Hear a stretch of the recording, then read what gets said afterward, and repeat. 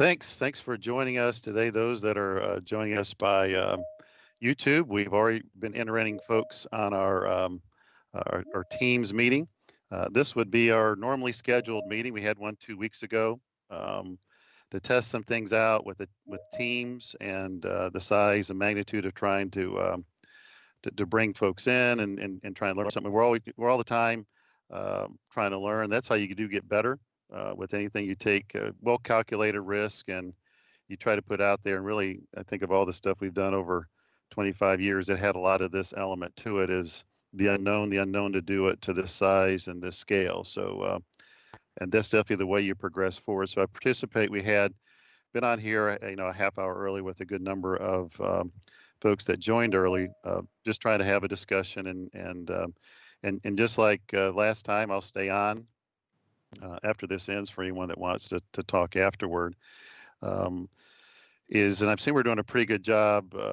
Either you're muting yourselves as you're joining, which is a good skill set to learn, or our field staff doing that. And we have to have folks in as you have these Teams meetings and you do virtual meetings, you understand you have to have all these roles of the folks that are muting, trying to really make sure someone's who they really say they are, the muting aspect of it, and just trying to keep up with the content itself, and any kind of issues of someone that does join and short notice of trying to get them connected. So we are purposely testing something new out today. Besides bringing the districts in and having the ability to speak. Someone joined and needs to be muted. So if they can't do that, you do that themselves. Okay, good. Someone found that out. So just as a skill set, I know you all know we're seeing the rush of people now just joining, is always have your mic muted to join it. I mean, it's a basic skill set. And then we've had to have tons of people yesterday just with the superintendent's one, just muting them, and try to join them early if you can, as we said. But at 10:10 today, we're trying something new. We're going to try to have a good part of our OET staff join at the same time, to see it at 10:10, to see what that does, to see if they get any kind of error message, and to see them trying to keep on getting on. How long it takes them to get on? Do they wait for 5 minutes? Do they wait for forever? And trying to get on. So like I say, we're doing both, giving out some good content today, and we'll be discussing that. But also an aspect of what we do is test something out, try some new things out, and actually try to break some things to see what the limit of is breaking them. And so our goal was to try to get to 250 today and over 250 to see what it does as it gets close to 250. So if we go completely off Teams, I guess then we'll be Andy will still be webcasting. We'll still try to do that if I'm still on. So if we don't totally break it, if we do, then I'll set up a time to try to call a timeout and have just certain folks join, so we don't know really where this is going or not going. Yesterday was a historic for us, a couple of different things, and we did try to have a Teams meeting. We got someone.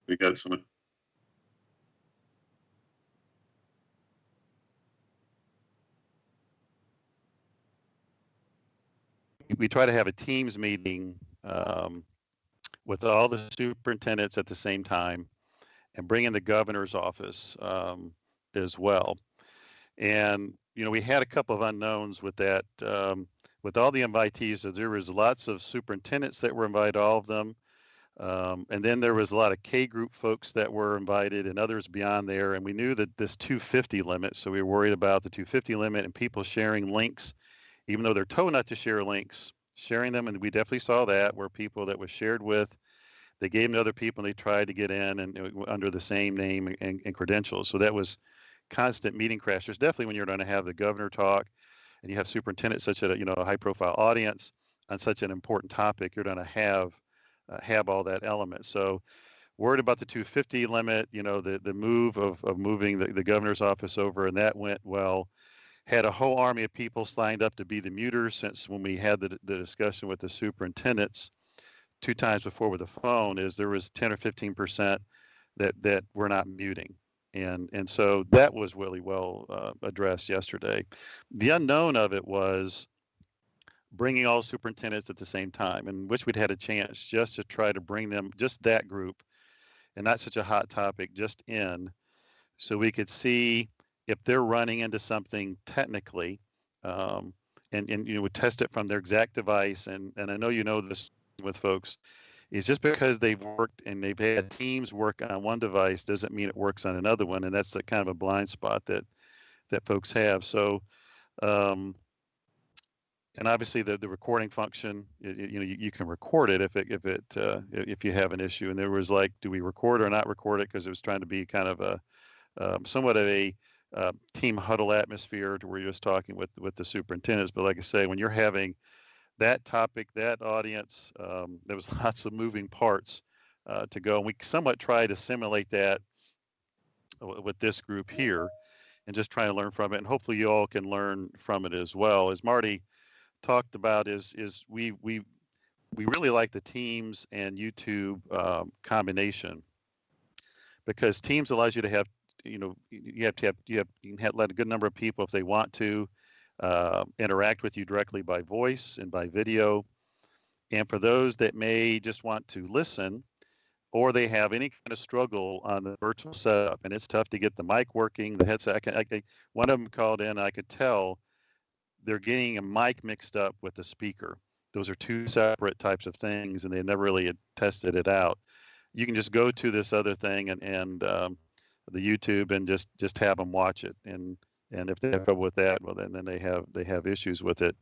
But overall, went well. But we're going to have our field staff get with the 35 districts and with you all that those districts that had an issue, to try to understand what could have happened. Is there some kind of setup on the device? Is there some kind of setup if it was in the district, within the district?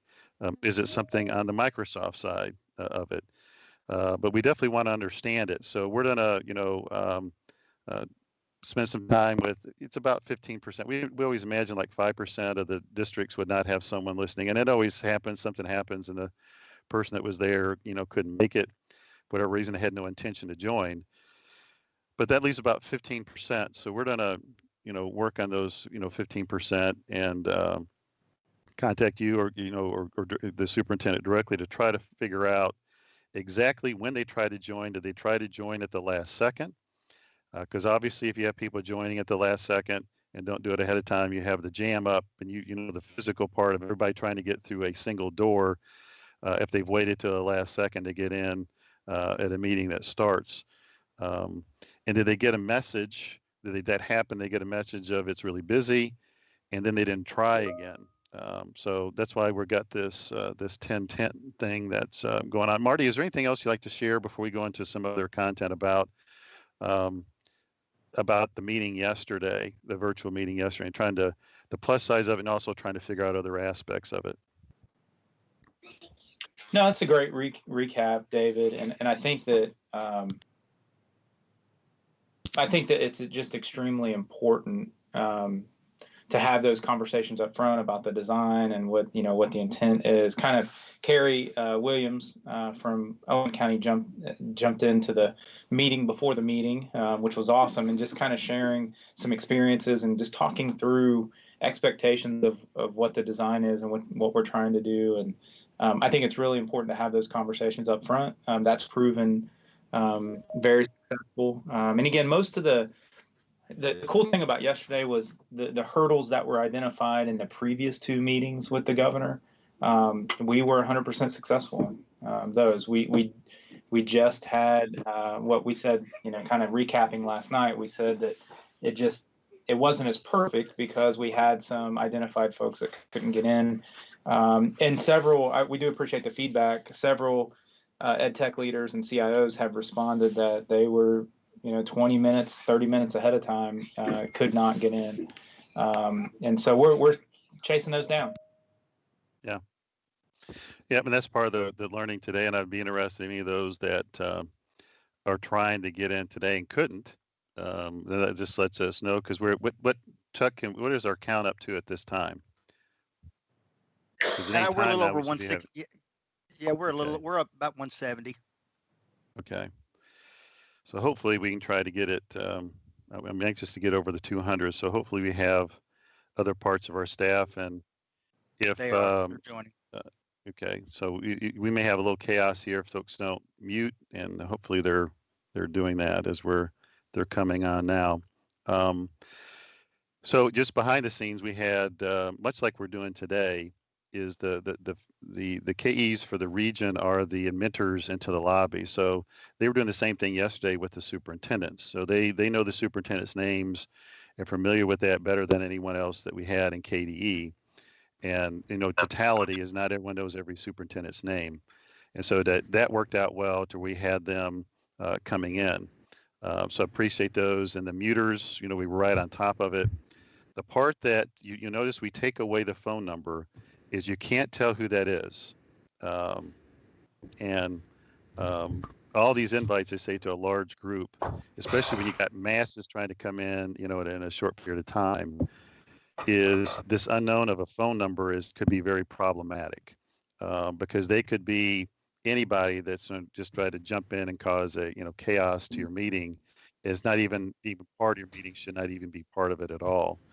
So that's the reason we take those phone numbers away. And there's a technique through Teams that you can actually use your phone and you make a few phone call, but identifies who you are versus just a plain phone number. And just trying to figure out who those are. Obviously, we're trying to figure out. Initially, the invite was sent out to X number of people with that phone number, and they were joining. We couldn't tell if we were going to get ready to boot somebody off from the governor's office or not. They had to join that way since the original invite was sent that way. So that was a little bit chaotic as well. So what is our count up to now, Marty, that you see? Chuck, if you share that count, David, Chuck. Yeah, I'm sorry. Chuck. Yeah. We've rapidly approached 220. Good. We're at 220. All right. Yeah. 220. All right. So it tells us that the 200 is not a limit, and I can't tell any of the staff. I'm assuming that they would have, and you can I guess put it on Go Soapbox if anyone had an issue of joining and got some kind of you're waiting in the lobby type of thing, or you're waiting, there's too many people, we're trying to get to it. David, and I think this is very helpful because every one of us from an EdTech leadership perspective are trying to help our leadership team solve these problems in this new space, this new environment. And we refer to them as design challenges, right? So the two design challenges for yesterday's meeting were full participation. So the option for any superintendent to be able to ask questions directly to the governor was an upfront design challenge, as well as identifying exactly who is on the call. So this idea of not just anonymous, not permitting anonymous. And so those two design challenges led us directly to what we set up for yesterday, and just pushing in on whatever the big meeting is. And like you said, David, I think for traditional meetings with people that are team members or whatever, having that dial-in number is awesome and it's helpful. But for large meetings that need scoped out,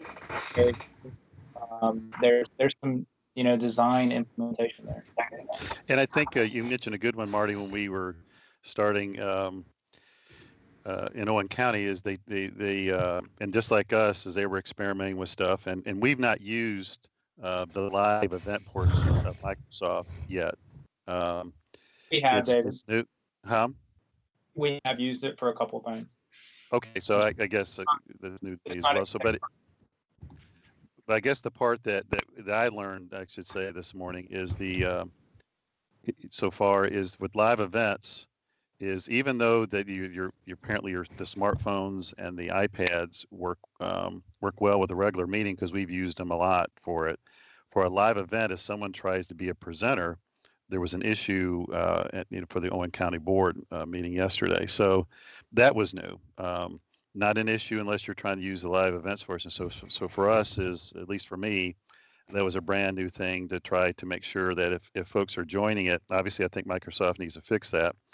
But in the interim, if they're joining, much like Owen County's made the adjustment, is they asked the participant or two that had those to use some other device to join and they're giving it another run ago, which I appreciate it. So that's pretty cool. So we'll move on here. Chuck, what's our current count of people? 237. 237. Okay. I'm just interested what it'd be at 250. See if we can try to get folks on it. So I'm assuming that all the folks that got on here is go ahead and put it in Go Soapbox link.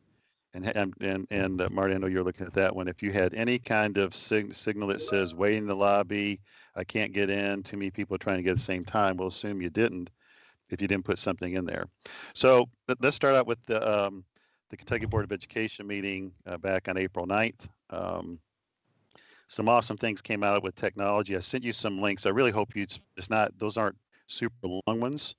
The invite, the original one, and the reminder that I sent today is really good stuff in recognition of the good work that everyone's been doing within districts. Okay, the agency are obviously all of our CATS partners, vendor partners, and agency partners to make this so successful over the past month, and really over the past 25 years has allowed us to do that. So that was neat recognition, and what they're finding and talking with other states is they're not having this kind of success, and they're still quite a bit behind just trying to get caught up.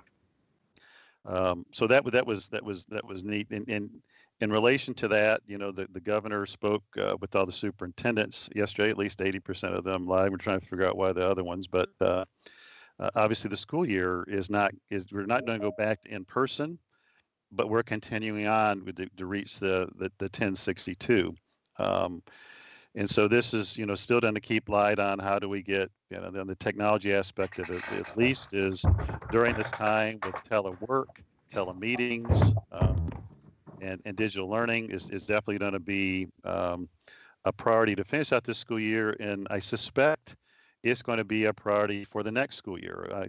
To me, is until there's a vaccine and there's a very high number of folks that are vaccinated, and the testing numbers there in large numbers. A lot of folks are tested, and the treatment is much better and faster if you get it. And I know all that's being worked on very hard right now, but I don't know when that really gets normal, gets back to what we would recognize as being normal. So the next school year in particular, I think is going to be, even though this last one is the most different one in my working career and all of yours, I think the next one is going to be even more, because as as the curve gets down lower, and people say, well, I want to try to go do these things, and something happens, and this, and we come back and say we need to calm that down a little bit until it gets stabilized, and try maybe give another run or go with waves 2 and 3 at this the virus that may happen in the fall and the winter time frame. So probably more of a dependence on virtual next school year for many more days than this past year to finish out this year. At least I anticipate that. I do hope everything moves much faster and we're not in this mode. But I do think permanently, just as we talked about in the board meeting, and Aaron Thompson, who leads the Council of Post Education, I foresee virtual now being in for everybody's toolbox, that we're hoping a lot more people that have a meeting say, well, can't someone join virtually instead of having to drive all the way here?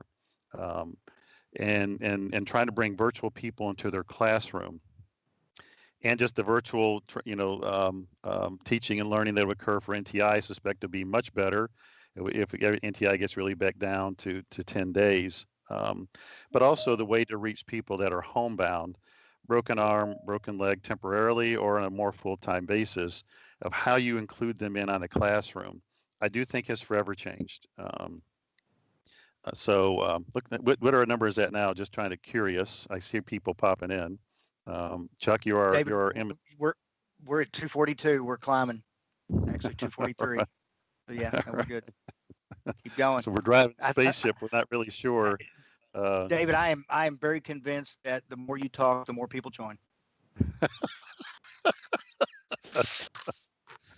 or I don't see them leaving in the big numbers as well.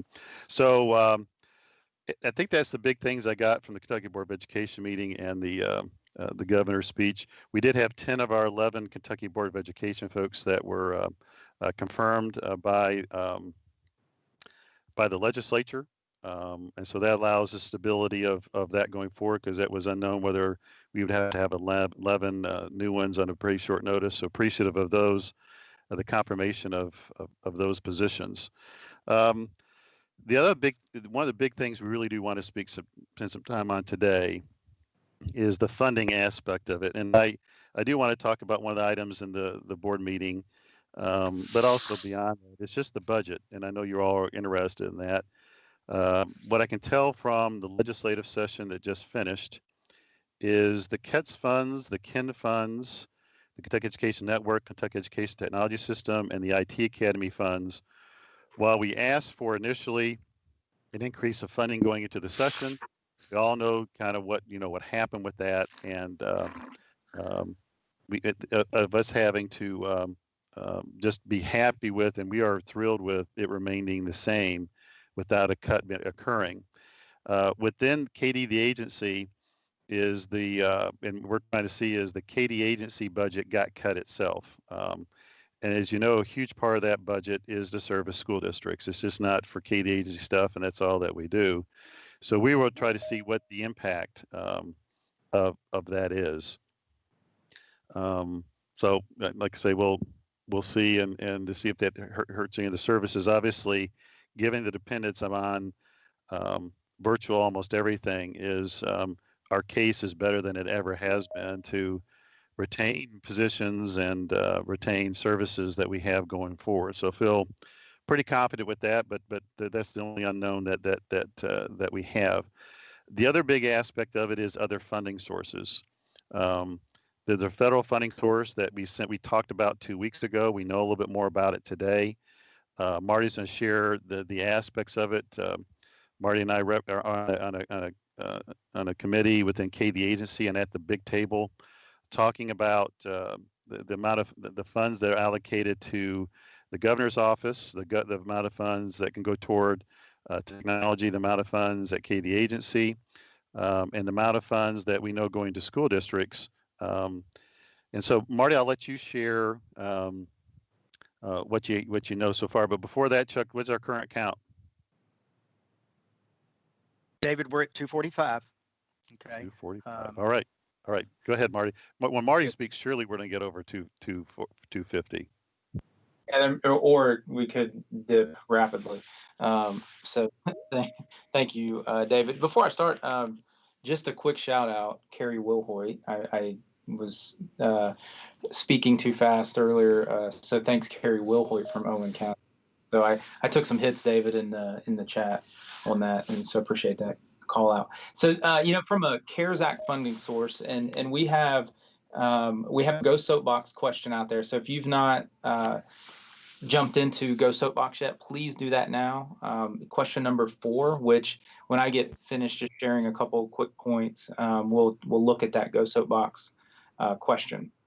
Right now, 54 folks have responded to that question, and I'd like to see that a little bit higher since we have a significant number of folks online today, which is awesome. So a couple quick points about information that we know of right now, and then I'll also share the 4 big deal topics that we are really pushing on from the CARES Act, the allowable expenses within the CARES Act funding. So number 1, and this is a capture of David and I participating in this agency-wide, but also a bit of a submission from me as well with a concept. So the big buckets or pots of money that are directly targeted in the CARES Act funding.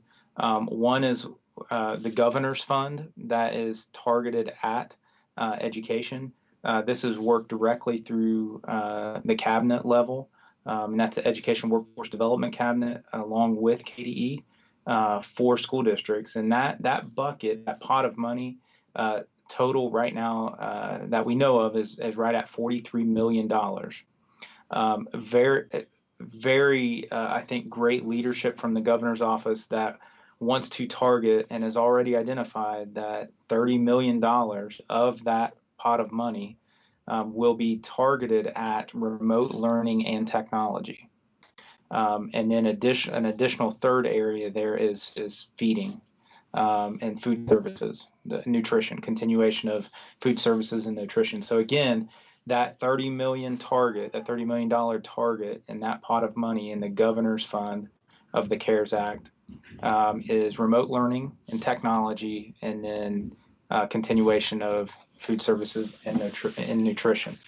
And so that's the first pot. The second pot of money that is identified in the CARES Act is right at $193 million, and that will be a formula-based pot of money, that is leveraging the Title I formula, and every district will have participation in that funding. I really relate that very similarly to the Title IV-A funding that we've been working through over the last several years. And so again, that's $193 million, and that will service every school district, public school district in Kentucky on a formula basis. So that's the second pot. Now the third area, and this is just me adding in some, I think some concept. The third area that I would throw out for everybody in terms of the CARES Act is there is waiver on many of the requirements of other title formula funding. And so, for example, the requirements or the bumper lanes, if you will, the bumper lanes that were put in place for Title IV-A funding that could be used for maximizing the effective uses of technology. Though there is a relief waiver for those constraints. And so essentially, that broadens the area of which that money can be used for. And that's worth discussing. That's worth conversations at your leadership level. There is very broad guidance on what the overall impact or what the requirements are for the uses of this funding. And the word broad is being used a lot. We're not sure exactly. We're expecting even additional guidance from at the federal level from Ed on if any additional constraints or whatever. And so that's still forthcoming. But the word that the U.S. Department of Ed is using right now is broad guidance, which is important. So essentially be thinking of ways that you can have conversations on how remote learning and technology can continue to service your students, especially in times such as this. We do believe that this will be a possible GMAP application as well. However, there's just in order for tracking and processing and things like that. But there will be at this point there will be no official district by district application. Trying to adhere to the suggestions of staying very broad, and the goal of all of this CARES Act funding is to get it in your hands, your district's hands, as fast as possible. So many things have been streamlined about it. And so we should see the money start to flow very quickly. So the four areas that we are working through and really pushing hard on is number one, a desire to increase our online and virtual schools networking. What that looks like, David, has referred to that in the past as, the version next of Kentucky Virtual High School. Definitely not the original concepts of Kentucky Virtual High School, but what that can mean to offer and expand what we're doing in terms of online and virtual schools across the state, service district by district and region by region. A proposal in this funding set to increase the use. So that's like adoption and metrics, the safety, security, and privacy for students when engaged digitally, digital learning. So safety, security, privacy, and then increased adoption and impact, where different initiatives can fit into that. Number 3 is student end devices. We're not where we need to be there across the state. We all know that. We have some really great approaches across the state, but we also have some gaps. And so targeting student end devices and home access in terms of the device and making sure that CARES Act funding can be used for that. And that would be more of district initiated services. And then finally, maximize, and we always bring it back to maximizing the effective use of technology for learning, professional learning. So digital learning coaches and where that can fit in and how we can be strategic with funding to really get our teacher leaders up to speed so that we can maximize that effective use of digital and remote learning. David, I'll turn it back over to you. But while I do that, I'm going to share my screen, and if that's okay, and I want to share the Go Soapbox poll, if that's possible.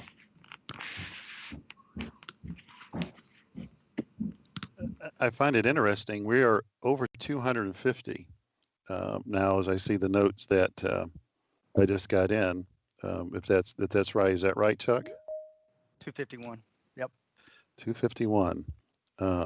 Interesting. So it's not right. I don't know if it has a factor of safety in there somewhere.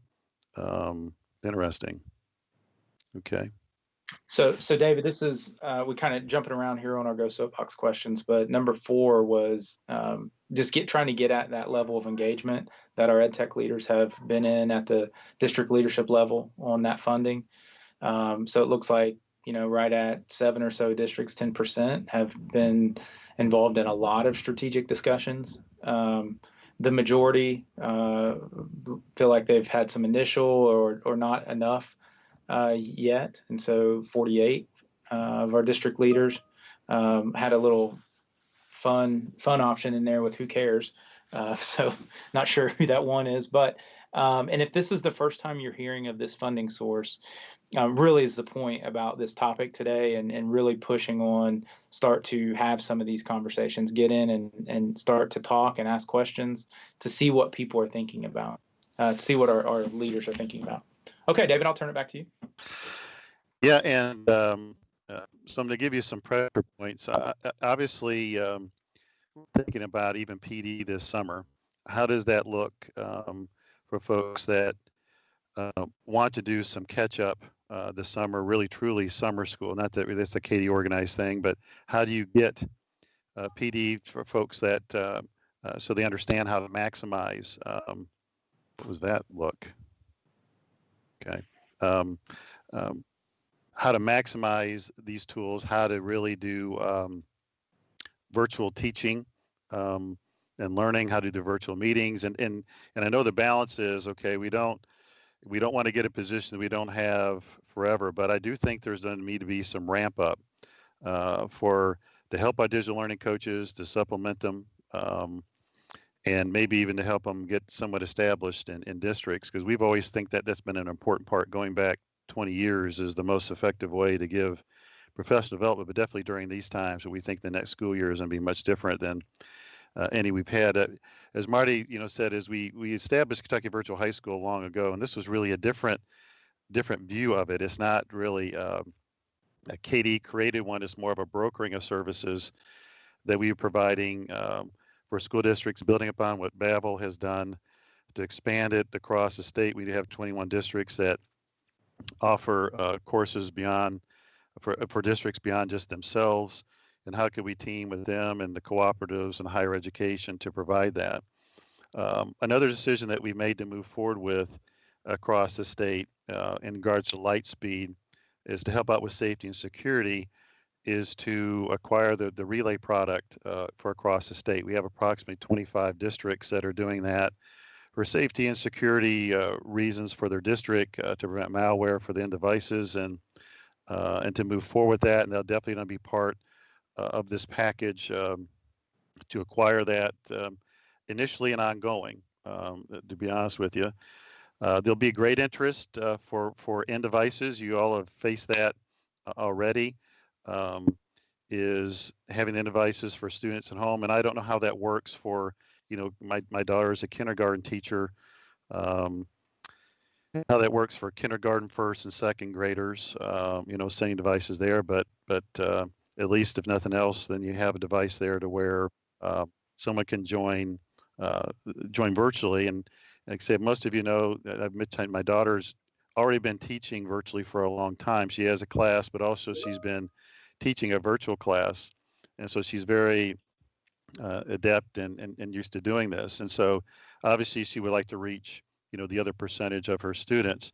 We take a look at it, and you're all getting a good feel for the technology readiness data, the digital readiness data that we collect every year. And I mentioned this last time. I have virtually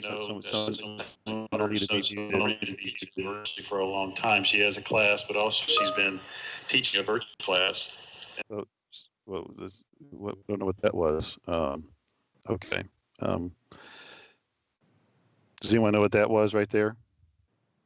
Yeah, it was just a participant that had needed to mute.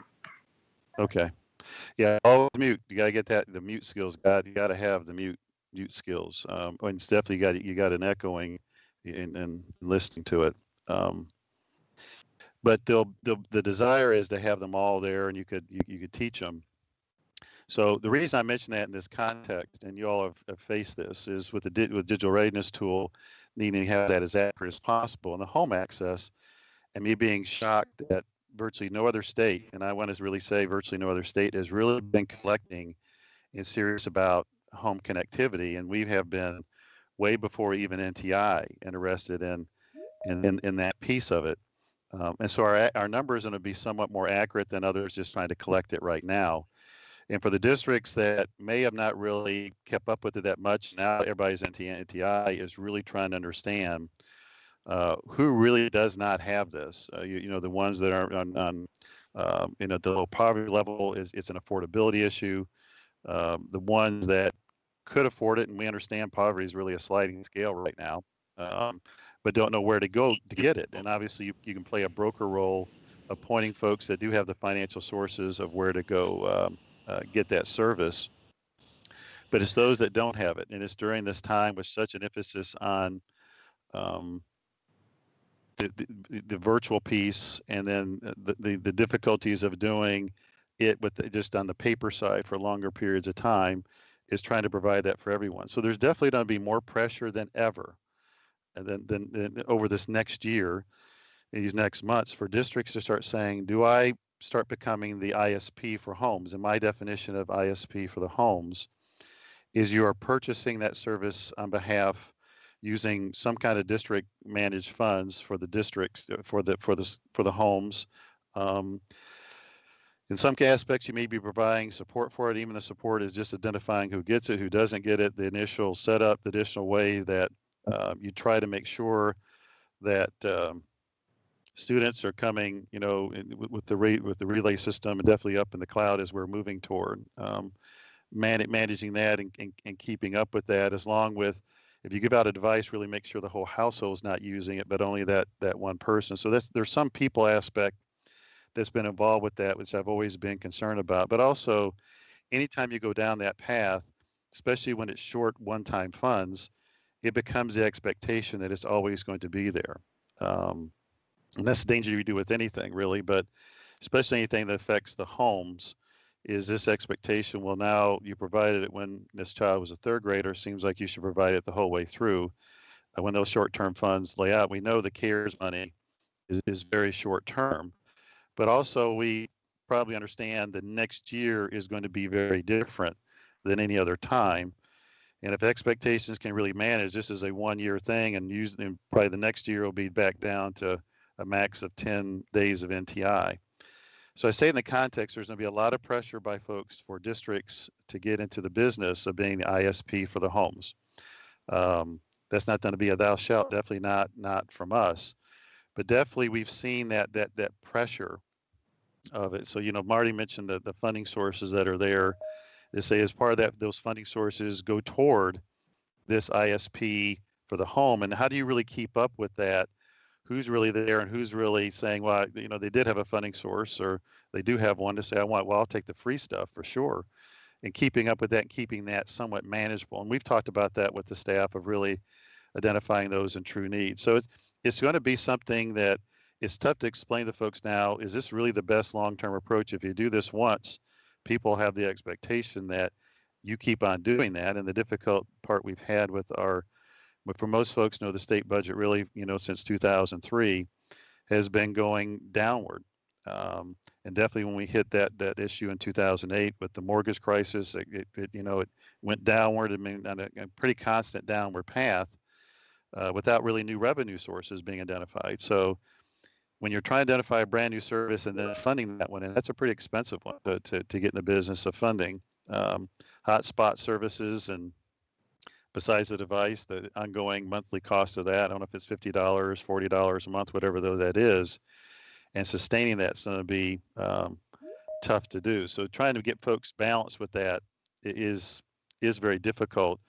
At the national level, there is a couple of national organizations that have been working on the FCC and others to allow E-rate funds to be used for that purpose. Obviously, one of our concerns with that, there's a limited amount of money with E-rate funds. And a good number of you districts remember the days not everybody got Category 2. And it was only until they removed the voice services of being an eligible service that everyone who never gotten Cat 2 services for items like wireless devices in the at the school and needed them now could get actually discounts for it. So the part that we always are concerned with people going down that path, yet part of the money can be taken, or a huge chunk of it, to provide internet to the homes for students, for the parents, for the adults, obviously the students can get a benefit from. But does it take away from this pot of money that is not growing? To make sure that's on the radar screen and there's no implication that's associated with that. And that's always tough to do when you're going down this path. And I can just tell you, just like anything, is when you folks will sometimes take, at least for me, is that I'm against something when I just ask questions about, have you thought about the 4 or 5 things? And I almost got to start out with, it's a wonderful idea. I'm not criticizing the idea. We all want students to have internet access at the home. But when they just present just the positive sides of it, which definitely there are positive sides, and don't in that discussion talk about the 4 or 5 big things that they need to be considered in the short and long term, it's very misleading. And for example, for me, folks, I was against esports, not necessarily tremendous upside to esports. What I was for is the entire picture being presented of also the possible downside. So if those happen, and what happened is folks that I didn't know that they were fully aware of it. And the same thing with this one is the folks really pushing that with organizations at the national level are really only pushing the plus sides and leaving the things that folks need to consider in the long term and unknown. And for fear, and it's natural when you're pushing so hard for something, is to not share the downsides of it for fear that it will hurt you getting it through at all. So I'm not sure where that's going to go. And when it's going to go, they're trying to push hard for it to be part of the 4th stimulus bill. Whenever that comes out, whatever decision will be made by that. So when we find out, I don't know if the odds of that are 5% or 10% or 20%, but I do know this is to the average person. There's tremendous pressure to say for X number of students that don't have it at their home, is the school needs to get into the business of providing it. I mean, that's not me saying it, you're seeing that. So there's going to be a real balance here, especially just not to close out this school year, but next school year of that. So I want to pause there, Marty. I've been looking at Go Soapbox. Are there any Go Soapbox questions related to everything we've discussed? And Chuck, before that, can you give me the count of folks that have been trying to get in? Absolutely, David. We've been up above 250 a couple of times, around 252, 253. Just so you'll know, I have been on a back channel with Tim Cornett from Microsoft, and according to Tim, they are going to be upping the capacity of teams to 350 from 250, and he's going to be looking into whether that's been applied to our tenant since we're now above the 250 mark. But we're holding pretty steady. Now, I will tell you, David, just a little bit of humor, just to show how awesome our EdTech community is. We have a couple of folks that have joined with multiple devices, and there's rumor flying around that someone may have even had their cat join just to help us get to the 250 mark. And there are absolutely a couple of really interesting topics trending right now on Go Soapbox that we probably need to pause and talk about. I'm pretty sure that cat even has a Facebook page, so it's cat's kind of legit. So I would not discount that. Well said. Yeah. So some great questions coming in, David, in Go Soapbox, and also just a side report that it looks like we've had our first report of someone getting the same. Actually, a leader from Jefferson County getting the same error message that we saw yesterday, and so we're capturing that in the background. Okay. So some of the questions coming in. And David, some of these are, I think we're planning to discuss or briefly hit on in a bit as well, but I'll go ahead and launch them out there. One of my questions was for that person, did they get it and did they keep on trying, or did they just stop them? Okay. Yeah. Okay, good. Right, and I wonder if it's because we're above the 250 or some to 253 and they may have had a plus or minus of that's part of it. But I'm assuming that wasn't before we hit 250 and early on in the process. Yeah, it's actually just in the last couple minutes. Okay. So it would be something that would be what we would expect, right? So that would make as opposed to maybe what we saw yesterday. So a couple questions I think to hit on. Number one, will the June passphrase date be extended? And so that's a topic that I think we're planning to speak a little bit more on here in a bit, David. Right. Yeah, we've always said we're very much open to that. We know the situation. We're in the same one in the agency of trying to extend it. Our intention is to do that before that time frame, mainly because we have so many cyber criminals targeting the agency right now. I mean, it's 5-10 times than what normally is, and I suspect some of your positions in your districts are getting it higher than it's ever happened before.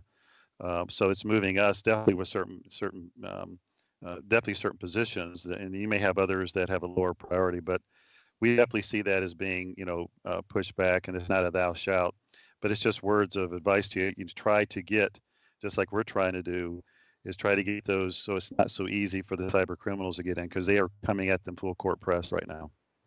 So it's that balance and trying to make the right decision, right? So so for example, on Wednesday, we've announced this. We're going to, send some to all Katie staff about banners. If you get, say something, this is from someone that's coming from outside of Kentucky school districts, the agency, and certain state agencies. So just be cautious in opening it, safe links and safe attachments, and then moving forward with, how we do the pass phrases with them. But yeah, definitely been extended. So thanks, Marty. And what else do we have? So there are several questions and comments that are geared towards the other poll questions that we have about collecting devices and things like that. I'm going to hold on those for just a bit. On funding topics, there were a couple. One was summarizing the 4 areas, David, that we're pushing on, and we'll include those in the recap show notes that we'll send out, just so folks have them and can read them. A question on the timeline being spended. Randy Bailey asking, great question. Timeline for spending the additional money. What does that look like? And that's part of the additional guidance that we are expecting to receive soon from the U.S. Department of Ed. But I can tell you that most of what we've heard so far, and again, this is getting information while it's coming, but most of what we've heard so far is that timelines will be extended. Just recognizing that we're in unprecedented times and keeping to the traditional, whether it's 18-month, timeline of federal programs, but having those timelines extended will be communicated pretty widely as soon as we get that from U.S. Department of Ed. And then some other points about that I think are really strong about what can be purchased with the CARES Act funding. And again, what we're going to continue to push on is it's broad guidance. And so, can you purchase licensing for a learning management system? And absolutely, the answer to that would be right now a yes. And again, broad guidance there. We are going to. I think it's one of these things that we're going to keep pushing on these 4 big areas that help move these big conversations all in one way. But in terms of funding initiatives to help your students in a remote learning perspective, I would definitely put. In fact, we're to the point of saying that if you don't have a learning management system approach, a standardized or a streamlined approach for district-wide or at least school-wide, then that's really detrimental to the remote learning experience. And so definitely would put that in there.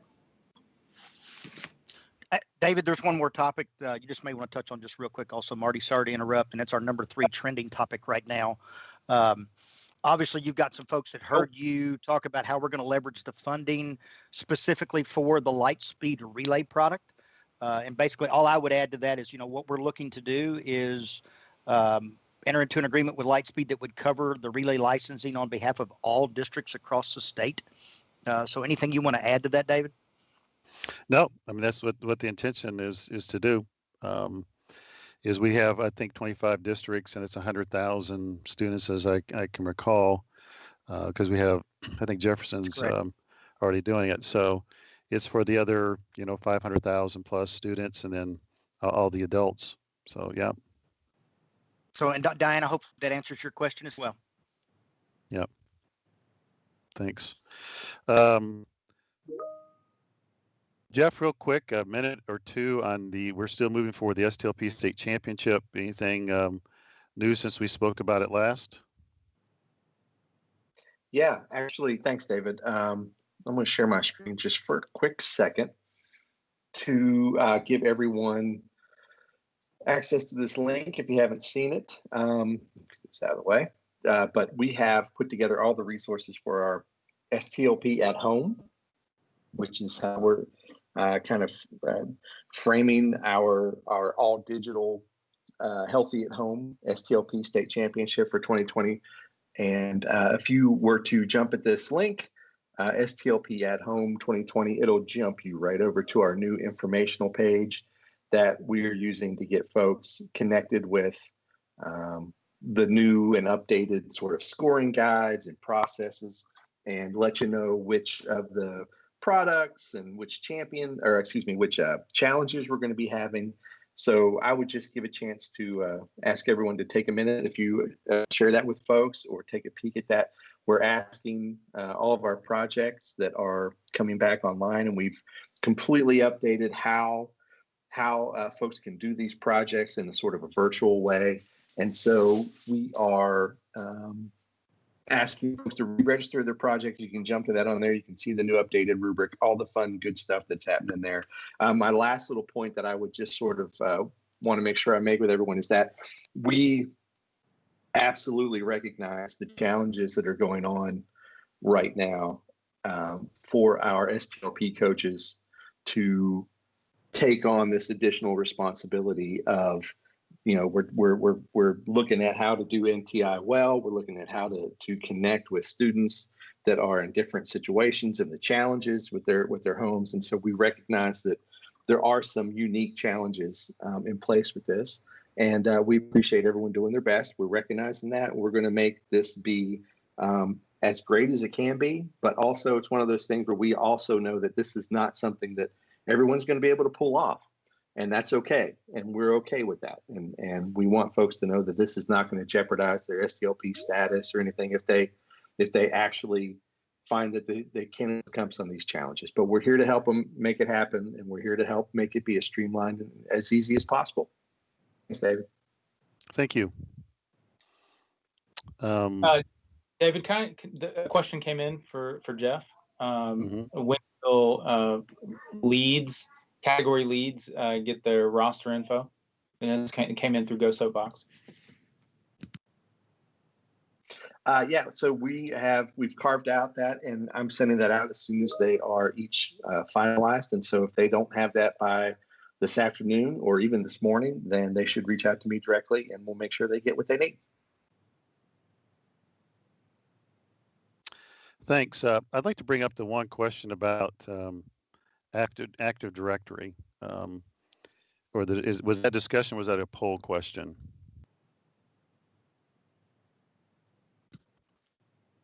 I think you've got a little bit of both going on, David. Yeah. Okay. I'm trying to remember what came up, because we want to talk about that some right now, about Active Directory and this. And I know, Phil, you're prepared to talk about this some, because keep in mind we got a couple other things we got to hit on. But one of the things that came to my attention recently, I just get it from K, the agency, because I provide both services for K agency staff and then for school districts, and only one other office does for both, is this concept of folks that are not touching the Active Directory network within a certain period of time needing to get on with a certain period of time, or it makes it very difficult for them when they come back to try to get access to local resources on their network. As long as they stay off of it, everything works fine.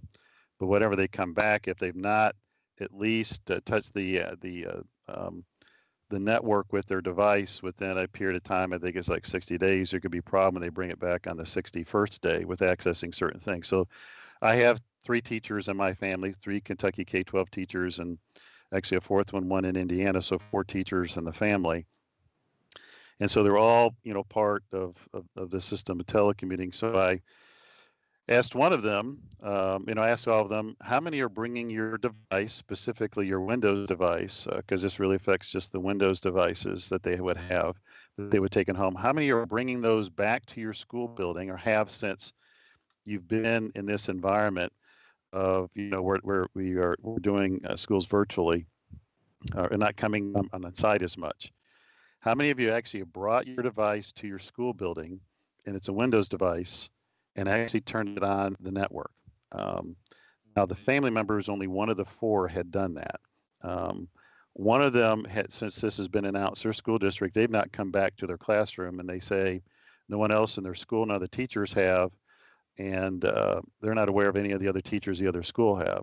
One of the other ones that teaches at the high school level came in, but did not bring in the laptop, and was doing some things in there, but didn't feel like they needed to do it, and didn't even think about even connecting.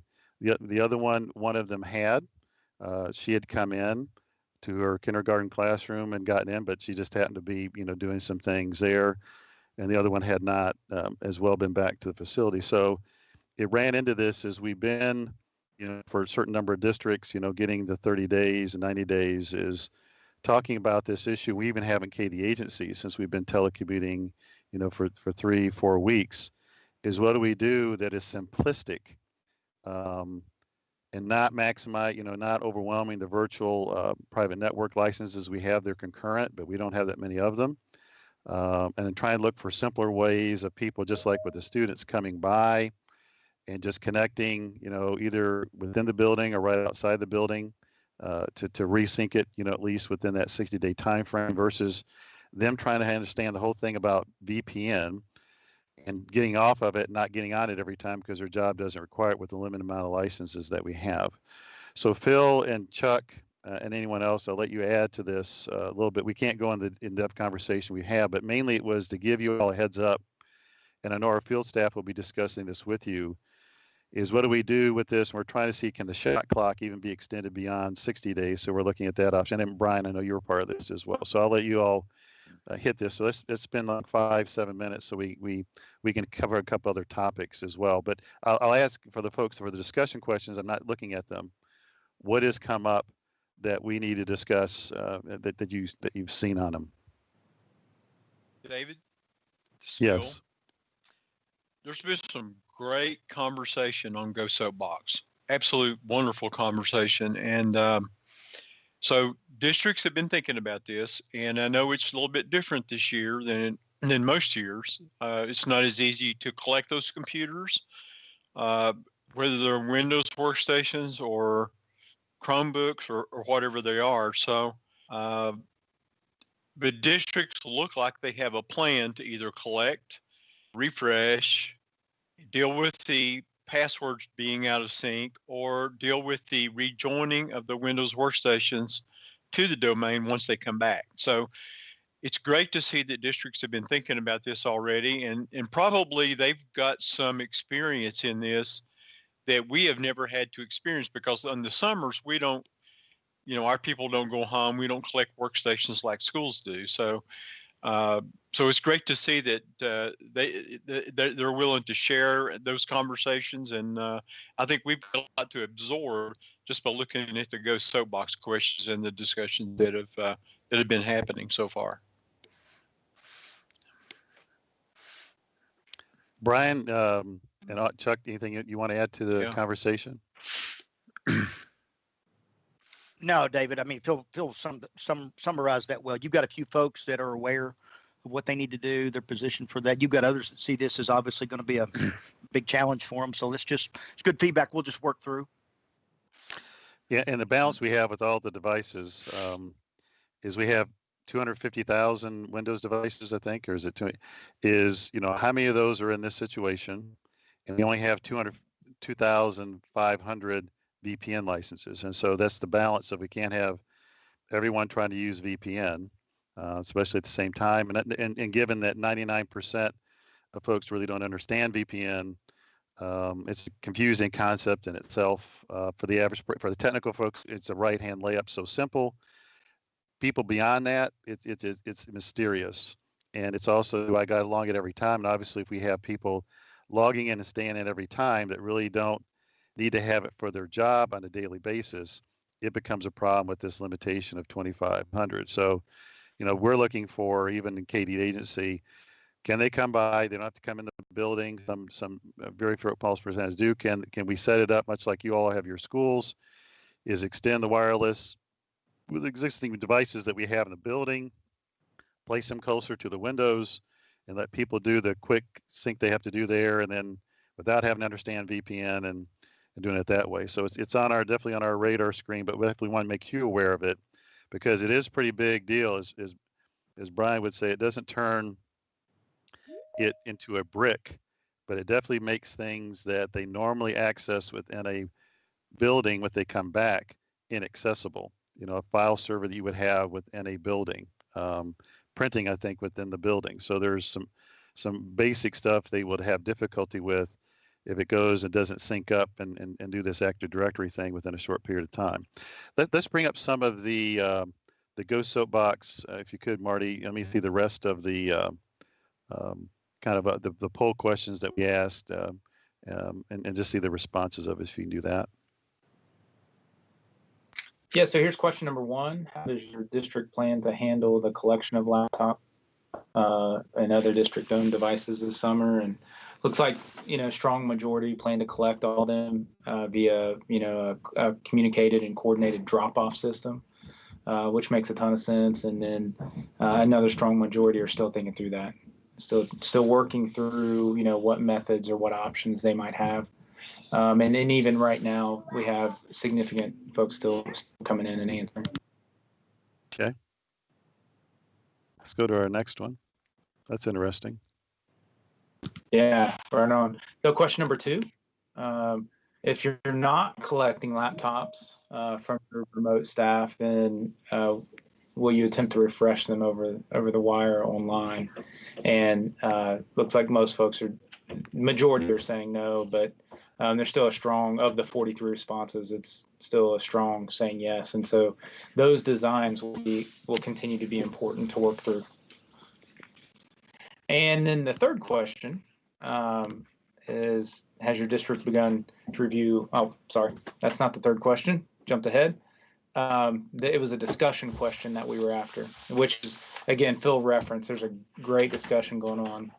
And so just to identify that, do you anticipate issues with 60-day limit on Active Directory and the trust of Windows-based devices? And we already have at least, close to 10 responses that folks, if you haven't jumped in there, I would prompt you to go back to Go Soapbox and jump in and read some of these responses, especially if you're still thinking about what your plan is going to be.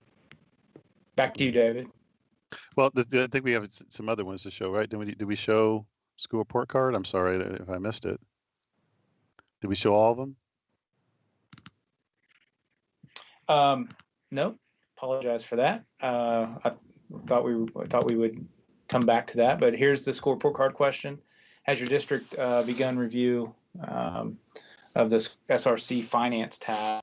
And majority of folks are not sure yet, but of the 71 responses, 23% have.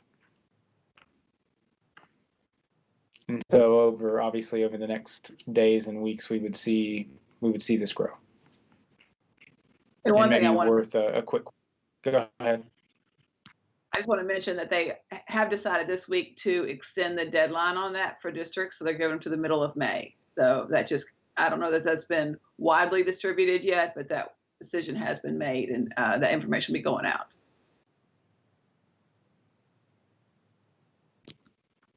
Thank you, Dee Dee. And then the final discussion question that we had, kind of preloaded was questions, concerns, or comments about additional assistance needed to the COVID-19 impact. And Rusty Adams and Diana McGee both kind of agree that one thing is that maybe normal school hours need to change. Students and parents both are more active later in the day when given a choice, apparently. And if I were replying back to that, I would say, and sometimes it's not a choice when parents are working at the same time that kids, our students should be. And so sometimes we just have to set a new schedule. And so sometimes the late afternoon learning is just what has to happen at home while both parents are working, maybe. Okay, back to you. Yeah, thanks. Anything else as you're looking at Go Soapbox, scroll to the top? I don't have it in front of me. I got 10 other things going on here. So is there something that we can, or is good to address? And this is, any of our field staff can jump in as well.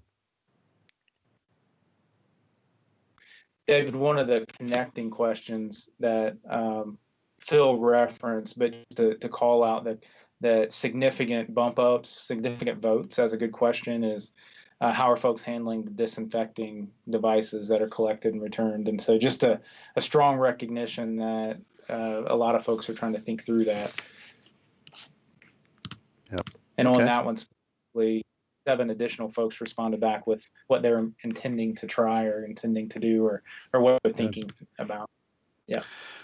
Well, I do want to thank everyone for joining today. We'll be, I'll be hanging around afterward. You don't have to stay on there. It was successful in a lot of different ways. We got out a lot of good information. We were able to test out this going to a very high scale.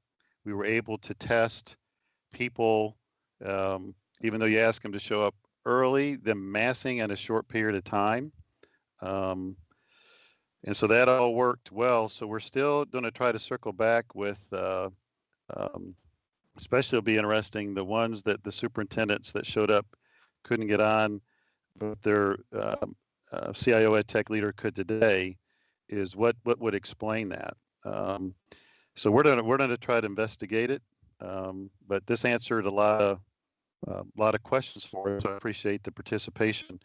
Anyone else on the OET leadership team or the field staff have anything to add on?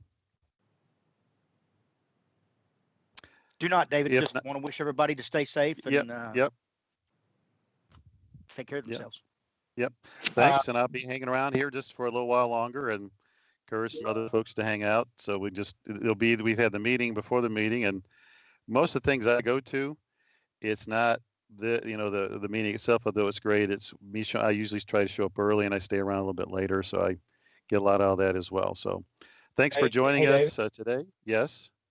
One final comment. I tried to jump in before we started signing off, but just a recognition, as we have a lot of our school district leaders on today, that our teachers are obviously working incredibly hard right now to learn new things, to also create learning experiences for kids that are the right learning experiences, and just a challenging time. I know we all know this, but it's worth citing and worth sharing that.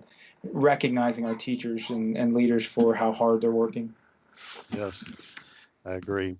Chuck, what was our high number? I've downloaded the attendance a variety of times throughout this. What was the high number that we got? I think we hit 254 one time, David. Okay. And then Marty started talking again, and the numbers started dramatically reducing. I couldn't figure out why. All right. Well, thanks everyone for joining. Thanks for being part of the staff and part of this webcast and this Teams meeting. And we'll be hanging around a bit. Take care.